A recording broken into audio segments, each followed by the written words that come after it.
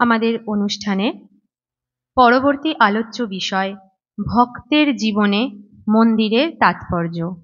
বক্তব্য রাখবেন বিশিষ্ট বক্তা এবং লেখিকা শ্রীমতী পিয়াসী সেন বাগচি। আমি ওনাকে মঞ্চে আহ্বান জানাচ্ছি। ওম জননীং শারদাং দেবীং রামকৃষ্ণং জগদ্গুরুম পাদপদ্মে তয়ো শ্রুত্বা প্রণমামি মুহুর্মুহুঃ। মঞ্চে উপবিষ্টা সম্মানীয়া বিশিষ্ট অতিথিদের নিজ নিজ স্থানে জানাই যথাযথ শ্রদ্ধা ও প্রণাম ও কৃতজ্ঞতা জানাই মাতৃস্মৃতি মন্দিরের অধ্যক্ষ শ্রী অসীম ব্যানার্জি মহাশয়কে ও প্রাণারাম বাংলা চ্যানেলের কর্ণধার শ্রী পবিত্র কুমার সুর মহাশয়কে তাদের আমন্ত্রণেই এখানে আসা সশ্রদ্ধ প্রণাম জানাই উপস্থিত ভক্তমণ্ডলী ও আমার অত্যন্ত প্রিয় মাতৃমণ্ডলীকে। অতি সংক্ষিপ্ত আলোচনার বিষয় ভক্তের জীবনে মন্দিরের তাৎপর্য। স্বামীজিকে একজন ভদ্রলোক প্রশ্ন করেছিলেন, why so many temples when God is everywhere? Swamiji উত্তর দিয়েছিলেন, air is everywhere, still I need a fan to feel it. প্রশ্নকর্তা জিজ্ঞাসা করছেন, ভগবান তো সর্বত্র বিদ্যমান, তাহলে মন্দিরের কি প্রয়োজন? স্বামীজি বলেছেন, হাওয়া তো চতুর্দিকে বইছে, কিন্তু তা সত্ত্বেও আমার তো একটা ফ্যান বা পাখার প্রয়োজন হয় সেটি অনুভব করতে। এই অনুভূতি উপলব্ধি ছাড়া ধর্মজীবন সম্ভব নয়।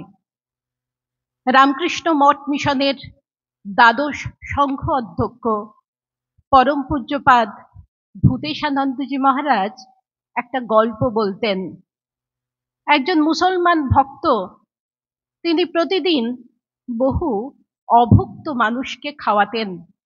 একটাই শর্ত ছিল, একবার ভগবানের নাম করতে হবে। একদিন একজন ক্ষুধার্ত ব্যক্তি এসে তার কাছে খাবার চেয়েছিলেন, বলেছিলেন, আমার বড় খিদে পেয়েছে, তুমি কিছু খেতে দিতে পারো? সেই গৃহস্থ বলেছিলেন, নিশ্চয়ই পারি, একবার ঈশ্বরকে স্মরণ করো, তারপরেই খেতে বসে যাও। তখন সেই ক্ষুধার্ত ব্যক্তিটি বলেছিল, আমি তো কোনোদিন ভগবানকে ডাকি না, আমি তাকে বিশ্বাসই করি না, এখন একটু খাবার পাবো বলে, খেতে পাবো বলে তাকে ডাকবো? সে কি করে হয়? এটা তো কপটতা করা হবে, আমি তো তা পারবো না। তখন সেই গৃহস্থ বলেছিলেন, এখানে এটাই নিয়ম, আমি তাহলে তোমাকে খেতে দিতে পারবো না। সেই ক্ষুধার্ত মানুষটি খুব কষ্ট পেয়ে চলে গিয়েছিলেন। রাত্রে সেই মুসলমান ভক্ত দেখছেন, স্বপ্নে আল্লাহ তাকে বলছেন, দেখ, এই লোকটি কোনোদিন আমায় ডাকে না, কিন্তু প্রতিদিন আমি তার খাবারের বন্দোবস্ত করি। একদিন সে তোর কাছে এসে খেতে চাইলো, তুই তাকে একটু খাবার দিতে পারলি না। আমরা যদি ভগবানকে ডাকি বা না ডাকি, তিনি আমাদের অন্ন, বস্ত্র, সমস্ত কিছুর ব্যবস্থা করবেন, আমাদের সব প্রয়োজন মেটাবেন। তাহলে কেন আমরা তাকে ডাকবো? কেউ ডাকেন ঐহিক সুখের জন্যে, কেউ চান মুক্তি বা মোক্ষ। এমন মানুষ খুব কম আছেন যারা বলেন, আমি তাকে ভালোবাসি তাই ডাকি, তার কথা না ভেবে থাকতে পারি না।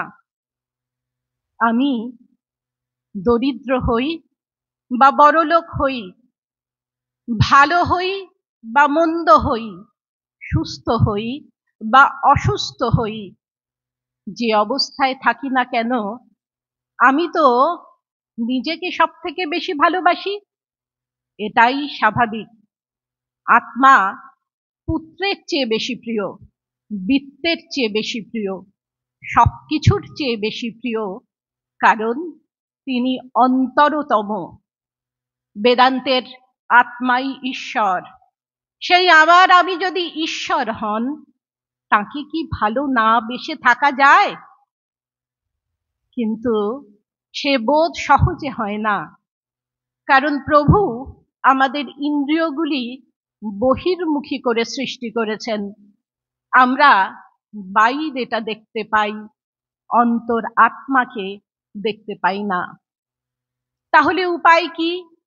ভাগবতে ভগবান বলছেন, নাহং তিষ্ঠামি বৈকুণ্ঠে যোগিনাং হৃদয় নচ মদ্ভক্তাং যত্র গায়ন্তি তত্র তিষ্ঠামি নারদ। অনেকে মনে করেন ভগবান মানেই তিনি স্বর্গে থাকেন, বৈকুণ্ঠে থাকেন। এখানে শ্রীপ্রভু নিজেই বলছেন যে আমি যে বৈকুণ্ঠে থাকি তা নয়, আমি যে যোগীর হৃদয়ে থাকি তা নয়, আমি সেখানে অবস্থান করি যেখানে ভক্তরা আমার নাম গুণগান করেন, ভজন কীর্তন করেন। ভক্তের হৃদয়ে তিনি নিত্য প্রতিষ্ঠিত। ভক্তরা যেমন ভগবানকে চান, ভগবানও ভক্তকে চান। আমায় নইলে ত্রিভুবনেশ্বর, তোমার প্রেম হতো যে মিছে, তুমি তাই এসেছ নিচে। ভক্তরা ভগবানকে অন্তরে বাহিরে সর্বত্র দেখতে চান। তাই ভগবান শ্রীমন্দিরে প্রতিষ্ঠিত হন। সংসারের তাপদগ্ধ মানুষ মন্দিরে এসে প্রাণের জ্বালা জুড়ান। সেটি যে কোনো দেবস্থান হতে পারে, শুধু মন্দির নয়, মসজিদ হতে পারে, গির্জা হতে পারে। হোয়াটসঅ্যাপে একটা লেখা বারবার ঘুরে ফিরে আসছে, হয়তো আপনাদেরও দৃষ্টি আকর্ষণ করেছে। সেখানে বলা হয়েছে আশ্চর্যের ব্যাপার, মন্দির অর্থাৎ টেম্পল, চার্চ আর মসজিদ তিনটি 6 অক্ষরের শব্দ। টেম্পল মানে TEMPLE 6 অক্ষর, চার্চ হচ্ছে CHURCH 6 অক্ষর, মসজিদও 6 অক্ষর, অর্থাৎ সবই সমান। যে কোনো ধর্মস্থানে এসে মানুষ দুঃখ কষ্টের হাত থেকে পরিত্রাণ পাওয়ার জন্যে আরাধ্য দেবতার কাছে প্রার্থনা করেন। সেই মন্দির শিবের মন্দির বা কালী মন্দির হতে পারে, রাধা কৃষ্ণের মন্দির হতে পারে, বা রাম সীতা বা শ্রীরামকৃষ্ণের মন্দির হতে পারে। ঠাকুর বলেছেন, যত মত তত পথ। তিনি অপূর্ব এক ছাঁচ করে দিয়ে গেছেন, যেই ছাঁচে নিজেকে ঢেলে প্রত্যেকে নিজেকে গড়ে নিতে পারে, নিজস্বতা বৈশিষ্ট্য না হারিয়ে। যার পেটে যা সয় ঠাকুর সেইটিই তাকে পরিবেশন করেন। তার কাছে এসেছেন দ্বৈতবাদী, অদ্বৈতবাদী, বিশিষ্ট অদ্বৈতবাদী, আবার নাস্তিকও। শ্রীরামকৃষ্ণ কাউকে বঞ্চিত করেননি। নাস্তিককে বলেননি যাও গিয়ে পুজো পাঠ করো, বলেছেন তুমি প্রার্থনা করবে, হে ঈশ্বর, তুমি যদি সত্যই থাকো, আমি যেন উপলব্ধি করতে পারি তোমার অস্তিত্ব। একবার দক্ষিণেশ্বরে ভক্তরা এসেছেন, কিন্তু ঠাকুরের বারবার সমাধি হচ্ছে। সমাধি ভঙ্গের পর তিনি ভবতারিণী মাকে বলছেন, মা, আমায় বেহুশ করিসনি, আমি এদের সঙ্গে কথা বলবো। ভক্তের জন্য ভগবানের কি আকুলতা! আমরা যতই অধঃপতিত হই, যতই তাকে ভুলে থাকি, আমাদের দুঃখে তার হৃদয় বিগলিত হবেই। ভক্তরা মন্দিরে এসে তার নাম করার সুযোগ পান। সেই মন্দিরে আরাধ্য দেবতার পট বা প্রতিকৃতি থাকতে পারে। শ্রী শ্রী মা বলেছেন, ছায়া আর কায়া এক, বা বিগ্রহ থাকতে পারে, সেটি মাটির প্রতিমা হতে পারে বা প্রস্তর মূর্তি। মূর্তি পুজো নিয়ে যখন মাস্টার মশাই ঠাকুরকে প্রশ্ন করেছিলেন, ঠাকুর বলেছিলেন, মৃন্ময়ী কেন হবে গো, মা আমার চিন্ময়ী। যে দুর্গা মূর্তিতে প্রাণ প্রতিষ্ঠা করা হয়েছে, যেখানে শাস্ত্রবিধি মেনে পূজা অর্চনাদি করা হচ্ছে, সেই দুর্গা প্রতিমার সঙ্গে সাক্ষাৎ দুর্গার কোনো পার্থক্য নেই। প্রভুর নাম এবং প্রভুর বিগ্রহ এক এবং অভেদ। চৈতন্যদেব বলেছেন, নাম বিগ্রহ স্বরূপ তিন এক রূপ, তিনে ভেদ নাহি তিন, চিদানন্দ স্বরূপ। যারা ব্রহ্মজ্ঞানী, যারা নিজেদের মধ্যে এবং সর্বত্র সেই ব্রহ্মকে দর্শন করেন, তাদের মন্দিরে যাবার প্রয়োজন নেই। শ্রী শ্রী মায়ের ছিল সমদর্শিত্ব, তিনি সবার মধ্যে শ্রীরামকৃষ্ণকে দর্শন করতেন। তাই বলেছিলেন, সাধন করতে করতে দেখবে আমার মধ্যে যিনি আছেন, তোমার মধ্যে তিনি আছেন, দূরে বাক্তি ডোমের মধ্যে তিনিই আছেন। কিন্তু তাও মা কালীঘাটে গিয়েছিলেন। যখন রামেশ্বর তীর্থে যাবার কথা হয়েছিল, মা বলেছিলেন, ঠাকুরের পিতা সেখানে গিয়েছিলেন, আমি যাব। মা তীর্থ ভ্রমণ করেছেন তীর্থের মাহাত্ম্য পরিপুষ্ট করার জন্যে। কস্তুরী মৃগের নাভিতেই কস্তুরী আছে, সেই গন্ধে মাতাল হয়ে হরিণ চারিদিকে ছুটে বেড়ায়।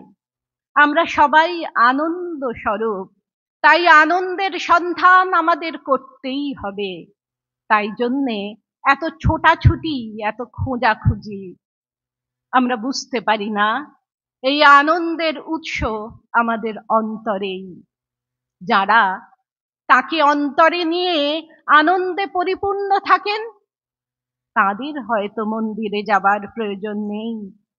কিন্তু আমার মতো যারা সাধারণ, যারা শুনেছেন শ্রীরামকৃষ্ণ বলেছেন, খোঁজো নিজ অন্তঃপুরে, কিন্তু কই, তাকে তো খুঁজে পাচ্ছি না, তাকে তো আমি দেখতে পাচ্ছি না, তারা অপেক্ষাকৃত সহজে তাকে বাইরে অনুভব করতে পারেন।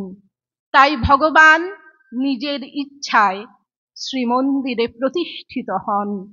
মন্দির হলো ভক্তের হৃদয় মন্দিরের বাহ্য প্রতীক। তাই মন্দিরে গিয়ে প্রতিদিন সাধনা করতে হবে।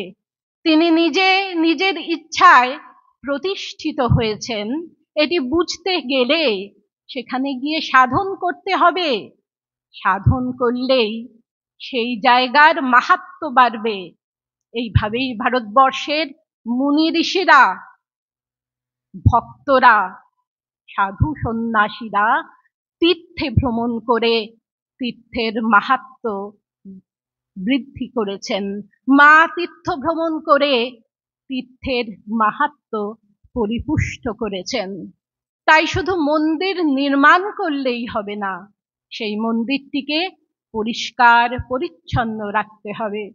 দেখতে হবে সেখানে যেন অব্যাহতভাবে ঠাকুরের সেবা পূজা হয়, সেখানে যেন তার প্রকাশ জাজ্জল্যমান থাকে। তার স্থানে ভক্তরা অন্তঃকরণের শ্রদ্ধা দিয়ে আধ্যাত্মিকতায় সমৃদ্ধ করে তুলবে সেই দেবস্থান। তবেই তো সেখানে কেউ গেলে স্পিরিচুয়াল ভাইব্রেশন অনুভব করবেন, সেই পরিবেশের দ্বারা প্রভাবিত হবেন। যিনি বিশ্বব্যাপী, তাকে কি কখনো আমরা মন্দিরে ধরে রাখতে পারি? তার কোনো প্রয়োজন নেই, প্রয়োজন আমাদের। তিনি তো গৃহে গৃহদেবতা রূপে প্রতিষ্ঠিত আছেন, পূজিত হচ্ছেন, কিন্তু সংসারে অনেক প্রতিকূলতা। ঠাকুর বলেছেন, কাজলের ঘরে থাকলে কালি তো লাগবেই। তাই সংসারী মানুষ প্রতিকূলতা থেকে মুক্ত হয়ে মন্দিরে গিয়ে নির্বিঘ্নে ভগবানের নাম করেন। মন্দিরে শ্রী ভগবান নিজে প্রতিষ্ঠিত হয়েছেন যাতে আমরা সাধনের অনুকূলতা পাই। তাই শুধুমাত্র মন্দির নির্মাণ করে বিগ্রহ প্রতিষ্ঠা করলেই ভক্তের দায়িত্ব শেষ হয় না।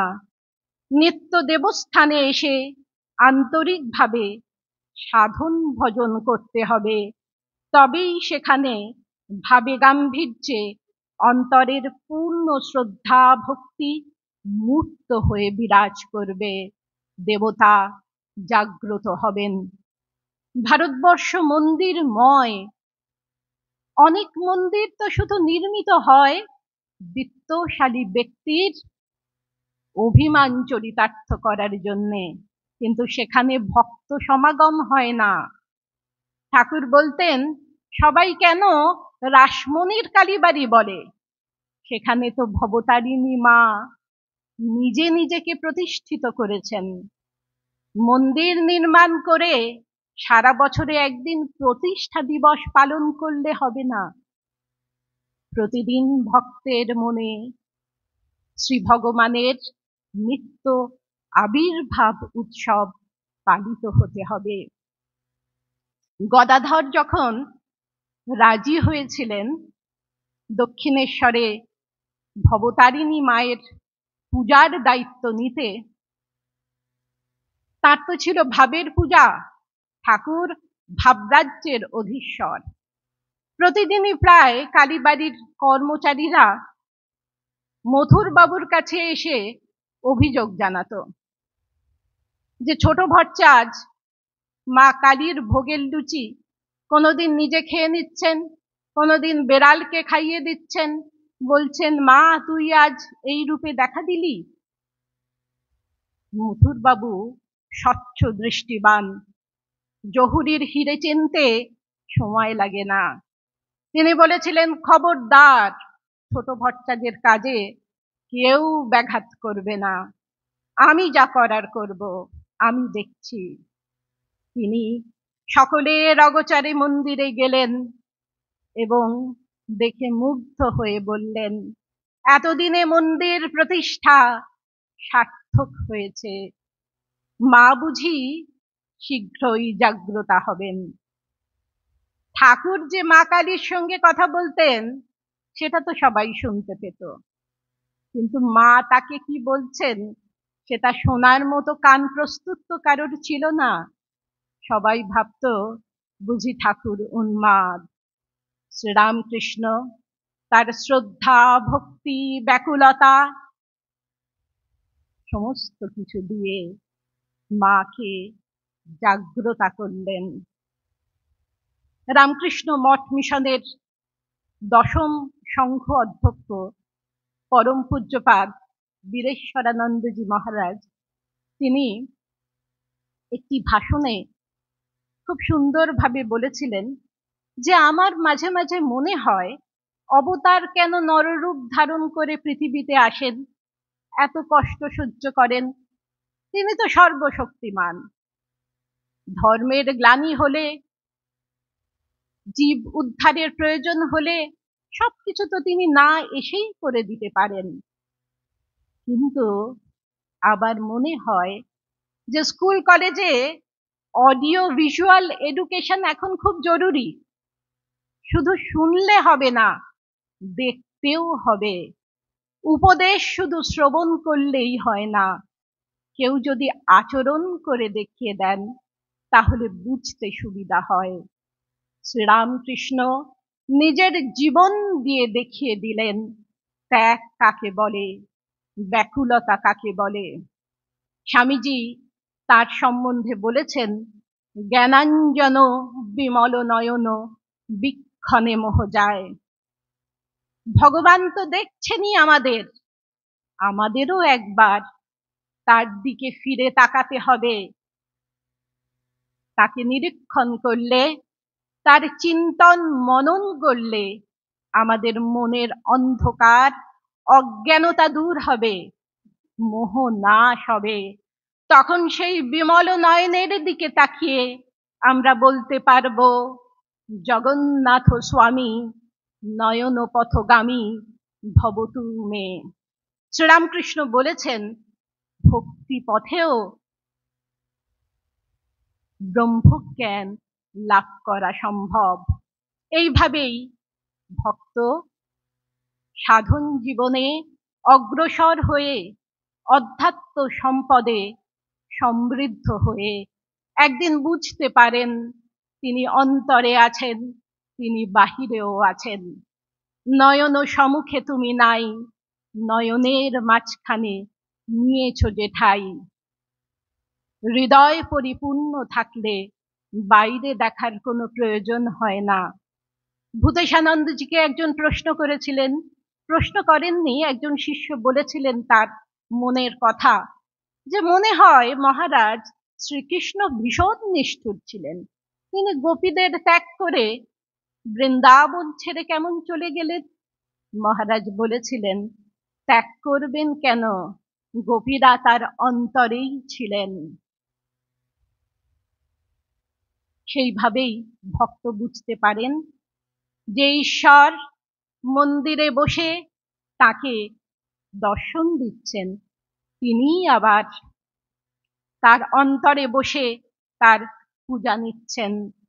সেই জন্যে শ্রী ভগবান নিজের ইচ্ছায় আমাদের কথা ভেবে মন্দিরে নিজেকে প্রতিষ্ঠিত করেন। মন্দির হলো ভক্তের হৃদয় মন্দিরের বাহ্য প্রতীক। সদা চঞ্চল মায়ার জগতে স্থান মাহাত্ম্যে মায়াতীত মাধুর্যের আভাস পাওয়া যায়, অনুভব করা যায় সৃষ্টির মধ্যে স্রষ্টা ওতপ্রোত। নমস্কার।